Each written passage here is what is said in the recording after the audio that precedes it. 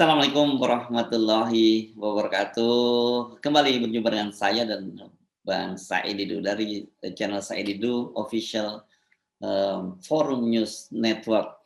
Kita masih seperti biasa kalau dengan Bang Said Didu itu fokus kita membahas persoalan-persoalan BUMN dan saya nggak tahu kabar baiknya atau kabar buruknya gitu ya, karena ini berkaitan dengan persoalan utang dari BUMN. Ini terbaru adalah pengakuan dari Dirut Waskita Karya yang sampai tahun 2025 itu Waskita Karya akan dijual semua jalan tolnya. Gitu Bang Saidido, karena utangnya sangat tinggi 54 triliun. Saya jadi bingung, ini kan Waskita Karya ini kan memang perusahaan jalan tol ya Bang Saidido. Kenapa mesti dijual semua ya aset-asetnya tuh? Kalau gitu dia jadi perusahaan apa dong nantinya?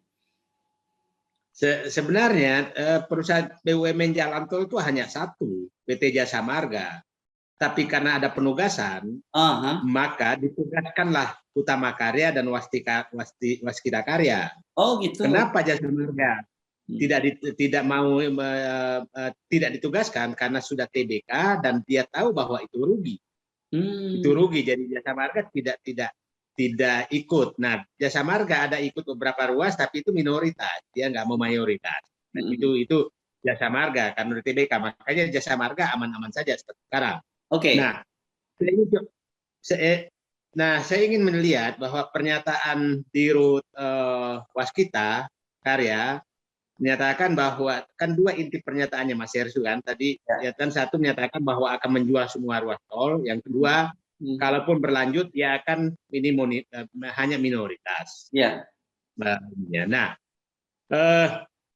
publik harus paham sebenarnya ini juga taktik dari mereka memiliki saham minoritas supaya tidak ditender. Dia langsung dapat sebagai kontraktor. Itu taktik mereka. Nah, yang kedua bahwa ini pernyataan bahwa memang jalan tol ini tidak menguntungkan. Itu sebenarnya pernyataan yang tidak langsung menyatakan kami sudah tidak sanggup ditugaskan BUMN jalan tol yang rugi. Maka kami hanya ke depan akan menjual semua ini karena jalan tol yang ditugaskan rugi. Kalau untung kan nggak mungkin dijual. Oke, tapi pertanyaannya kalau rugi siapa yang mau beli gitu, dan bagaimana kalkulasinya? Apakah dijual lebih murah gitu sehingga memungkinkan orang untuk dapat keuntungan? Ini saya mau jelaskan. Jadi penjualan jalan tol ini, Mas Hersu, sangat potensial melanggar 3 undang-undang. 1, Undang-Undang Jalan Tol, 2, Undang-Undang BUMN, 3, Undang-Undang Keuangan Negara. Nah, Undang-Undang Jalan Tol begini, sesuai dengan Undang-Undang Jalan Tol itu adalah pengertian dari jalan alternatif berbayar. Alternatif berbayar. Apa maksudnya? Ini bahwa apabila jalan tol itu dibangun, maka rakyat harus menikmati lebih murah daripada lewat jalan biasa. Itu prinsip jalan tol. Jadi harus lebih murah dan lebih mudah lewat jalan tol daripada lewat jalan biasa. Yang kedua, kenapa dijadikan alternatif berbayar? Tidak boleh ada jalan tol kalau tidak ada jalan biasa. Tidak boleh ada jalan tol kalau tidak ada jalan biasa. Nah, jalan biasa itu harus diperbaiki. Karena apabila jalan tol lebih mahal daripada jalan biasa, lebih mahal dari jalan tol, ya saya katakan tadi kan, jalan tol harus lebih murah daripada jalan biasa. Oke. Nah, apabila jalan biasa sudah menjadi lebih mahal dari jalan tol, maka itu kesalahan pemerintah. Dia tidak membangun jalan biasa. Kenapa ini dilakukan? Agar pemerintah jangan fokus untuk membangun jalan tol. Itu batasannya. Jadi kalau ada pemerintah yang fokus membangun jalan tol, artinya dia menghindari kewajiban membangun jalan biasa. Itu tidak boleh sama sekali. Itu dijaga betul dulu bahwa tidak boleh jalan biasa diabaikan, tapi pemerintah menyerahkan ke swasta untuk membangun jalan. Oke, sebentar Bang Saidido. Pengertian jalan tol harus lebih murah dari jalan biasa itu bagaimana? Kan jalan tol jelas berbayar, jalan biasa itu kan gratis. Nah, begini perhitungannya. Orang yang lewat jalan biasa, kalau macet, maka habis bensin, habis waktu. Nah, kalau jalan tol bensinnya lebih kurang, mending jalan tol mending lewat jalan tol. Saya kasih contoh, jalan tol yang 10 km.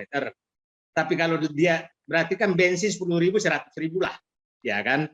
Nah, berarti kalau dia lewat jalan biasa, maka dia kehabisan bensin 100.000. Tapi kalau lewat jalan tol, maka dia bayar 100.000, bayar jalan tol lebih murah. Jadi itu lebih murah lah. Itu pengertiannya, Mas Herti. Jadi itu memang dihitung. Kalau masih lebih mahal, lewat jalan tol tidak diizinkan membangun jalan. Ya harus jalan biasa. Itu kuncinya. Nah, sekarang jadi itu publik harus paham itu. Jadi kalau ada yang itu namanya pemerintah yang mengutamakan jalan tol dibanding jalan tidak berbayar, itu harusnya menghindari kewajiban dia. Nah, sekarang jalan tol itu prinsipnya itu harus dilelang, Mas Her. Harus dilelang, dan dilelang itu harus cari investor yang paling murah. Karena yang dilelang itu ada namanya Badan Pengelola Jalan Tol. Dan ini saya tidak pernah lagi mendengarkan suaranya. Badan Pengelola Jalan Tol lah yang berkuasa menentukan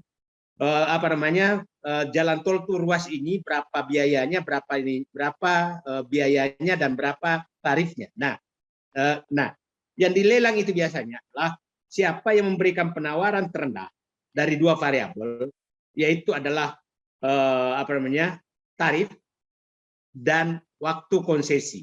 Siapa yang paling rendah tarifnya dan paling sedikit waktu konsesinya, maka dia yang menang. Kenapa? Karena prinsipnya jalan tol pada saat habis konsesi maka dia kembali ke negara menjadi jalan umum. Itu prinsip jalan tol. Nah, sehingga dicari yang paling pendek waktu konsesinya. Nah, sekarang dengan memberikan penugasan tanpa batasan, tanpa dilelang, maka dipastikan investasi melebihi.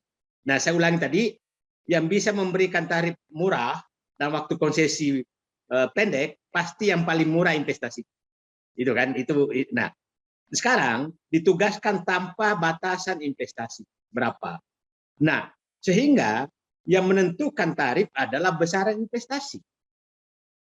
Padahal nggak boleh tarif investasi harus ditekan. Nah, sekarang seperti itu yang terjadi. Sehingga apa yang terjadi, Mas Hertu, menurut saya ini sudah melanggar undang-undang jalan tol. Nah, kenapa? Waskita Karya dan BUMN lain sudah menyatakan ini kemahalan, merugikan. Karena mungkin yang lewat sedikit, tarif murah, maka dia jual.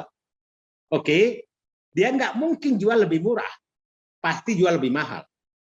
Artinya, maka pemegang konsesi berikutnya yang membeli jalan tol tersebut pasti, saya pastikan akan menekan pemerintah untuk menaikkan tarif.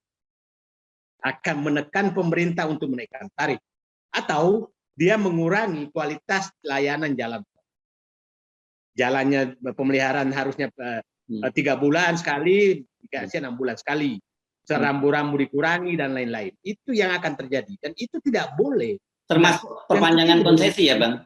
Termasuk perpanjangan masa konsesi. Bisa perpanjangan masa konsesi. Nah, bisa perpanjangan masa konsesi dan macam-macam yang dia lakukan. Nah, itu berarti akan membebani rakyat ke depan. Akan membebani rakyat ke depan karena prinsip lelang sudah dihilangkan. Jadi saya katakan ini potensi melanggar undang-undang jalan tol dan ini tidak harus dihentikan cara itu. Yang kedua, undang-undang BUMN. Undang-undang BUMN itu menyatakan bahwa penjualan aset ini privatisasi. Ini privatisasi, tapi dianggap bukan privatisasi.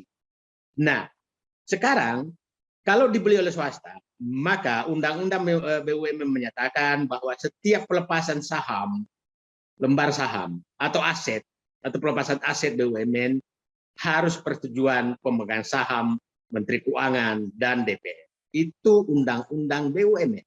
Sekarang kita dengar pelepasan aset-aset Waskita Karya jalan tol ini itu tidak melalui proses tersebut.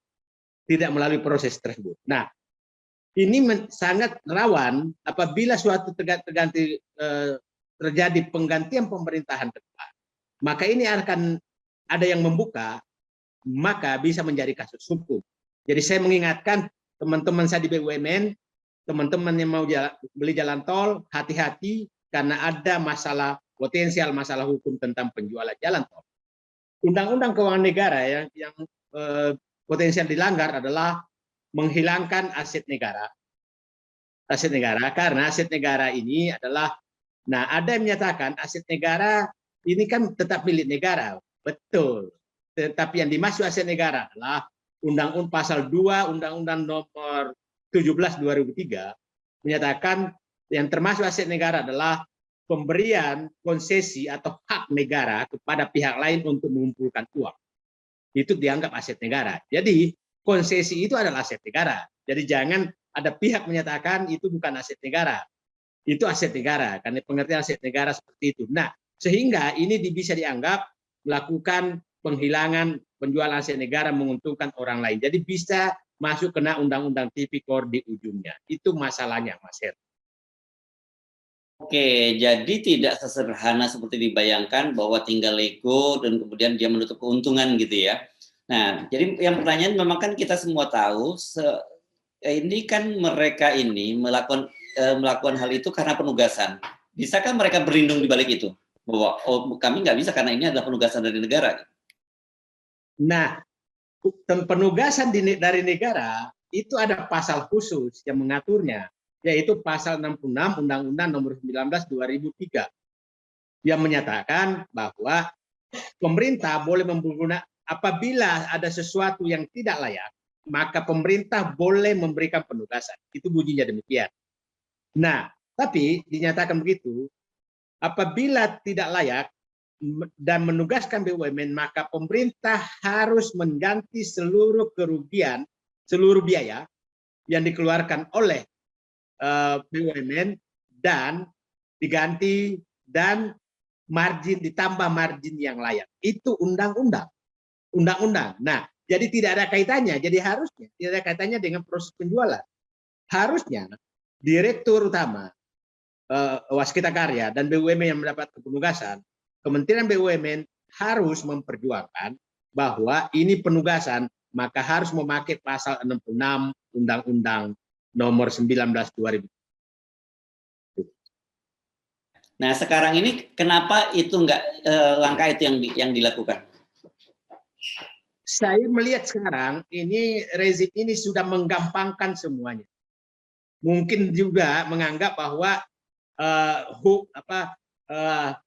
hukum tidak bisa menyentuh lagi. Tapi harus ingat bahwa hukum itu akan berlaku panjang, bukan pada saat berkuasa saja. Itu harus diingat, gitu kan? Nah, jangan sampai nanti dibongkar pada saat terjadi atau tidak terganti penggantian rezim, tapi rezim ini kembali menjadi baik, maka bisa terbongkar semua. Gitu. Menjadi baik kan mereka sendiri yang menjadi penyebab, masa kemudian mereka juga mengadili diri sendiri, Pak. Ya, siapa tahu datang mukjizat dari Allah. Oh, oke. Ya, mukjizat dari Allah, ya, kemudian bertaubat Ya. dan memperbaiki diri. Kita nggak tahu. Oke, dapat hidayah gitu ya. Dapat hidayah. Oke, tidak apa-apa, Bang Said Didu, kita doakan yang terbaik, dan kemudian kalau toh tidak, itu kan yang penting Anda sudah mengingatkan gitu ya. Jadi jangan nanti ada penyesalan di belakang hari gitu ya. Mestinya kan mereka-mereka ini nanti kalau sudah tidak lagi menjabat, pensiun, masa tuanya nikmat gitu ya. Ini yang terjadi nanti malah sebaliknya nih, masa pensiunnya akan diuber-uber dosa gitu. Saya hanya mengingatkan teman-teman di Kementerian di BUMN bahwa Anda adalah bemper betul-betul menghadapi masalah. Ingatlah teman-teman Anda yang mendapat penugasan banyak akhirnya ada di penjara. Dan pasti saya yakin betul bahwa Anda hanya melaksanakan tugas karena mencintai jabatan, tapi Anda sebenarnya paham bahwa Anda sedang menghadapi risiko yang sangat besar. Karena saya yakin betul bahwa penugasan itu tidak diberikan secara tertulis. Saya yakin betul. Nanti alasannya itu risikonya adalah ditanggung oleh kementerian, oleh direksi masing-masing. Persis apa yang terjadi di kereta api, di kereta api cepat, itu saya salut di PTPN 8 dulu mengundurkan diri karena dia tahu bahwa ini masalah sangat berat di depan, tapi ada juga yang masuk mengambil risiko. Jadi saya hanya mengingatkan, ya hati-hati menghadapi risiko karena Anda yang sebenarnya yang ditabrakkan jadi bumper ketidakbenaran yang sedang terjadi. Oke, baik, terima kasih Bang Said Didu. Assalamualaikum warahmatullahi wabarakatuh. Waalaikumsalam.